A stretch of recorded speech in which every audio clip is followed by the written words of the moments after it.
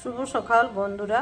তো আমি চলে এসেছি শিখা রান্নাঘরে। আজকে টমেটো দিয়ে একটা ধনেপাতা রেসিপি দেখাবো, যাকে বলে টমেটো ভাজা।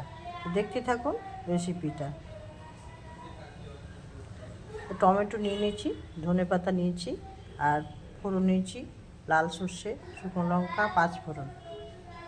এবারে ধনেপাতাগুলো ছাড়িয়ে নেব, শুধু পাতাগুলো নেব, ডালগুলো নেব না। আর টমেটোটা কেটে নেব।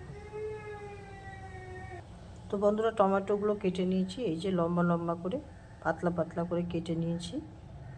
আর এই যে ধনে পাতাগুলো নিয়েছি, শুধু পাতা, একদম পাতা, শুধু পাতা নিয়েছি। এবারে আমি চাটুটা বসিয়ে আমি ভেজে নেব। এবারে আমি চাটুটা বসিয়ে দিয়েছি গ্যাসের উপরে, আর চাটুটা গরম হয়ে গেছে। চাটুর উপরে একটু তেল দিয়ে দেব।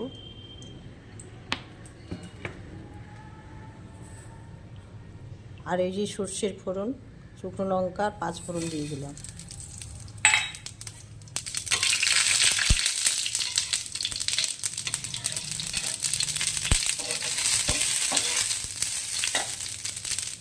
টমেটো রাখা কাঁটাটা এবারে আমি দিই। এবারে আমি পরিমাণ মতো লবণ দিয়ে দিব, হলুদও দিয়ে দিব পরিমাণ মতো। ভালো করে নেড়ে নেব।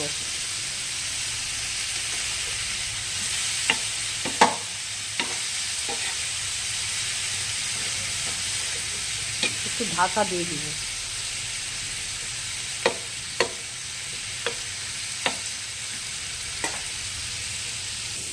বন্ধুরা, শীতকালে টমেটোটা বেশি পাওয়া যায়, আর টমেটো দিয়ে টমেটোর চাটনি খাওয়া হয়েছে, টমেটো দিয়ে তরকারি রান্না হয়, টমেটো দিয়ে মাছের ঝোলে খাওয়া হয়, কিন্তু টমেটো ভাজা খাওয়া হয় না। আজকে আমি টমেটো ভাজা করলাম। এই দেখুন ভাজাটা হয়ে এসছে। এবারে আমি একটু চিনি ছড়িয়ে দেব। এই যে ধনে পাতাগুলো দিয়ে দিলাম কয়েকটা। আর খুব রুচিকর খাবার, খুব ভালো লাগবে। এই রেসিপিটা আমি কোনোদিন করিনি, আজকে প্রথম করলাম। খুব ভালো লাগবে, রুচিকর খাবার। আপনারাও তৈরি করে খাবেন, আর ভিডিওটা অবশ্যই দেখবেন। এবারে আমি ঢেলে নেব। বন্ধুরা, রেসিপিটা কেমন লাগলো অবশ্যই ভিডিওটা দেখবেন। এখানেই আমি শেষ করলাম।